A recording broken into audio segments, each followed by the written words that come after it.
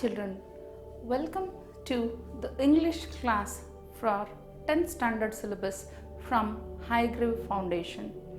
So starting with the first lesson of first language English. So we will be dealing with the lesson A Wrong Man in Workers' Paradise.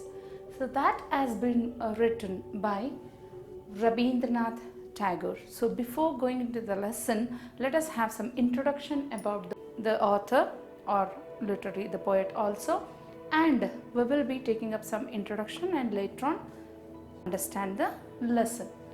So coming to Rabindranath Tagore, he was born in 1861 and expired or left us all in 1941. So rightly he is called as the national poet of India, as he has written or composed our national anthem. So he has been given that, and the most eminent poet till in date India has seen is referred as Rabindranath Tagore. So for that he has been honored with a designation or with a term referred to as National Poet of India.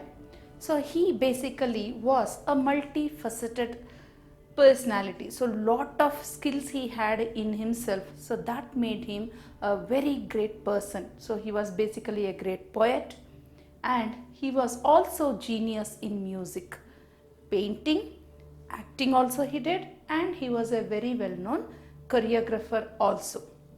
So as you know, he was the first Indian to receive the Nobel Prize in 1931. He was honored the Nobel Prize for a collection of poems which was well known as Geetanjali. So you know that he is known for this work Geetanjali. So there are many other works of this poet which are very prominent in Indian literature. Now coming to this lesson, Wrong Man in Workers' Paradise, actually you also are aware that Rabindranath Tagore is well known by another name which is Gurudev. So Gurudev also title given for him for his way of education which he just brought in India, which was a naturalistic way of learning and teaching. So the example or a prominent example for that is the school which he has established, which is nothing but Shantiniketan. So in Shantiniketan, not only importance is given for learning literary skills or writing abilities or building up knowledge which is needed to survive in the society, it is also given equal importance for teaching of co-curricular skills, whether it is the art, sculpture or everything. So that is what makes it special about this person, Rabindranath Tagore, and none have been able to equal till date the things what he has done or what work he has conferred, and he has his own special place in the world of literature in Indian as well as in English also. He has done a lot of contribution to the literature. Now let us take some introduction about what made him write or what is the lesson about. So before that, there is a pre-reading activity for you. There's a question. If you have a garden, you will grow not only coconuts, vegetables and fruits, but also roses. Why is the question. So you can understand that coconuts, vegetables and fruits, these are all productive things, so useful things which are needed for our consumption. And roses, when you just take, they are the artistic things, though they do not find any particular usage for consumption or for energy purposes, they give you pleasure. Similarly, the author tries to make us concentrate or drag our concentration towards the way we are teaching children or way we are handling the situation related to work. Okay, so here actually there are in the world there are two types of schooling usually. One is the Eastern way of schooling method, and the second one is the Western way of schooling, wherein in Western way of or the schools which believe, that means the people, group of people who believe, the Western thinking is different and Eastern thinking is different.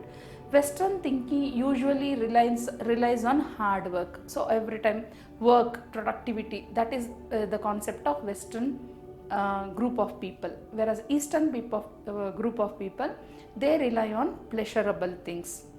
So here this lesson actually is a satirical writing in order to show what is the drawback of a world which only depends on productivity or work. So that is what the poet tries to bring to our notice, that world should not be mechanical. It should be always an amalgamation of hard work as well as things which are needed for our pleasure, and that is what human skills should also be developed. It is not just they are made like machines to work and be productive itself. So that's what we'll be learning through this lesson. So let us just go through the lesson and understand what the author has to tell us, or is trying to tell us. Getting into the lesson, let us understand what the author tries to tell us. So the man had never believed in mere utility. So the hero of our lesson is a man here. Okay. So the man had never believed in mere utility. Having no useful work, he indulged in mad whims. He made little pieces of sculpture, men, women, and castles, quaint earthen things dotted over with seashells. He painted. Thus, he wasted his time on all that was useless, needless. People laughed at him.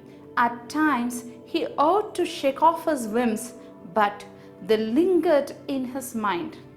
So, what does the author tell us? He says, the man had never believed in mere utility. So, this hero of our lesson, the man, he had never believed in mere utility. He never believed that work should be done which is only purposeful. So he wanted to do some work which is not utility based or anything like that. So he did not believe in productivity of the work, but just believed in mere utility. So having no useful work, he did not have any useful work. So what did he do? He indulged. What do you mean by indulged?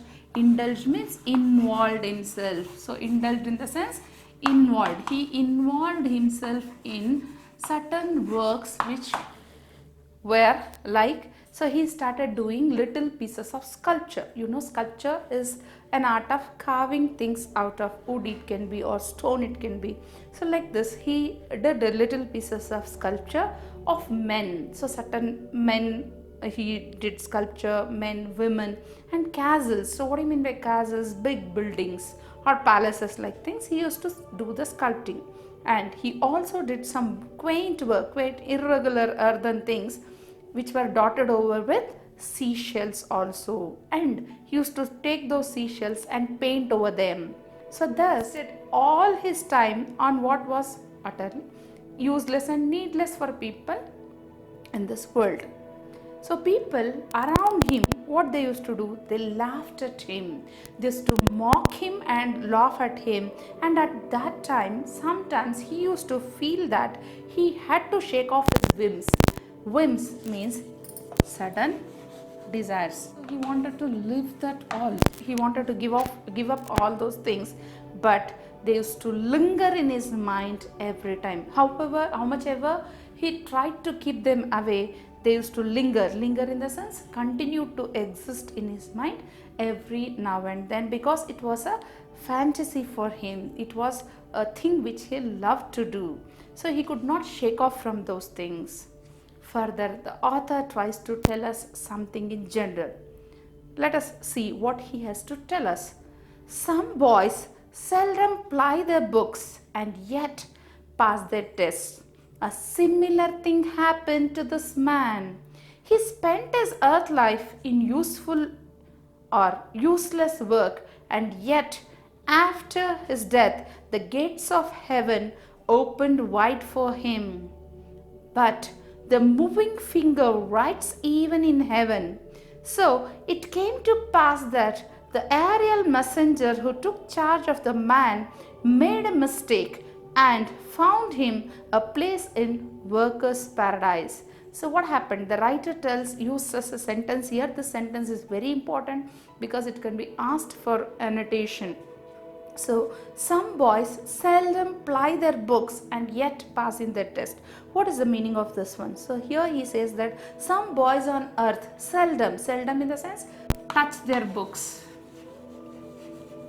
but yet ply in the sense read or use their books for reading, yet they'll be lucky enough to pass their test. A similar thing happened to this man. So same like that itself, it happened to that man, and he spent his earth life. So whenever he was alive on this earth, he just spent in useless work as it is considered by the society, not by the poet or the author here. So yet after his death, the gates of heaven opened for him. So that means the author tells that he was taken to heaven. So how did that happen? Before understanding that, let us clarify one thing. So here author, as the productive world considers doctor and engineer's job as supreme or anything, but the other jobs are just kept at the low ebb itself. So here the author considers both of them to be equally important. So here that is why he is referring useless work for sculpting and painting, because according to the world it is considered like that. Okay, so after that his death, he was taken to the heaven. How did that happen? Because of destiny or fate. So he says that, but the moving finger writes even in heaven. That means destiny played its role even in heaven also. So what was the mistake over there? The aerial messenger who had picked on this man, or who had taken the charge of this man after his death, he had made a mistake. So he had taken him to workers' paradise, which was not a place for men of his sort. Okay, so further, in this paradise you can find everything except leisure. So here men say, God, we haven't a moment to spare. Women whisper, let's move on, time is a flying. All exclaim, time is precious. We have our hands full, we make use of every single minute. They sigh complainingly, and yet those words make them happy and exalted. So here the author tries to tell us what is the condition or what is the atmosphere in case of workers' paradise. So he says, in this workers' paradise there is everything is found over there except leisure. Free time is not found, or leisure is not found over there. So what is the condition of people who are working over there? Here the people who are there, particularly the men who are there, they are saying, God, we haven't a moment to spare. That means we don't have any time with us to spare or waste. Women whisper in slow voice, they said, let's move on, time is a flying. That means let's go forward, let's move on with our work. Time is moving on, time is getting wasted, they say. And all they'll exclaim, they say that time is very precious, time is very valuable for us. And they also will, in a complaining way, they say that we are having our hands full, we have to make use of every single minute here, we are having lot of work. They sigh in the sense, take a deep breath and sigh complainingly, but yet when they tell these words, they feel very happy, proud and exalted. Exalted meaning, you have this word exalted is to have a feeling of high spirit. So they just feel that they have happiness doing that work in a continuous way. So they are happy to be busy over there. Further, this newcomer who had passed all his life on earth without doing a scrap of useful work did not fit in the scheme of things in workers' paradise. He longed on the streets absently and jostled the hurrying men. He lay down in the green meadows or close to the fast flowing streams and was taken to task by busy farmers. He was always in the way of others. So this newcomer, who was a newcomer here? The idle man, or the man who was taken by mistake to the workers' paradise. He had passed all his life on earth. He has spent all his time on earth without doing even a single scrap of useful work, as it is considered by the mechanical word. I repeat again here. he did not fit in the scheme or arrangement of the things which were going on in workers paradise, because he was just not having any work to do over there, because he was not accustomed, he had not practiced to do any useful work or hard work in the earthen life. So here what he did not know what to do over there. So what he did, he longed in the streets absently, longed in the sense roamed or walked in the streets absent-mindedly. He could not understand what to do, and he used to jostle the hurrying men. So people were very time conscious in workers paradise, so they were hurrying every time, and he used to get jostled in the sense pushed roughly against. So he used to get roughly pushed against by other men who were moving in a hurried manner.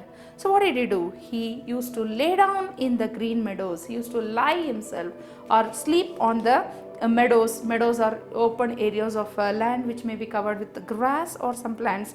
And he also used to stay or lay near the fast flowing streams which were there. Even the streams are described in the workers' paradise to be fast flowing here. And he was taken to task by farmers. So farmers used to scold him whenever, farmers are busy workers, and whenever they used to see this man to be idle, they used to take them to task. Means they used to scold him and ask him why he was idle like that. And he was always in the way of others. That means he used to come in the way of others every now and then. ನಾವು ಮಾಡ್ತಾ ಇರೋ ವಿಡಿಯೋಗಳು ನಿಮ್ಗೆ ಇಷ್ಟ ಆಗಿದ್ದಲ್ಲಿ like ಮಾಡಿ, share ಮಾಡಿ, subscribe ಮಾಡಿ. ಪಕ್ಕದಲ್ಲಿರೋ ಬೆಲ್ ಐಕನನ್ನು ಕ್ಲಿಕ್ ಮಾಡಿದ್ರೆ ನಾವು ಮಾಡೋ ವಿಡಿಯೋಗಳ ನೋಟಿಫಿಕೇಶನ್ ನಿಮಗೆ ಮೊದಲು ಬರ್ತದೆ. ಯಾವುದೇ ರೀತಿ ಸಂದೇಹಗಳಿದ್ರೆ ಕಮೆಂಟ್ಸ್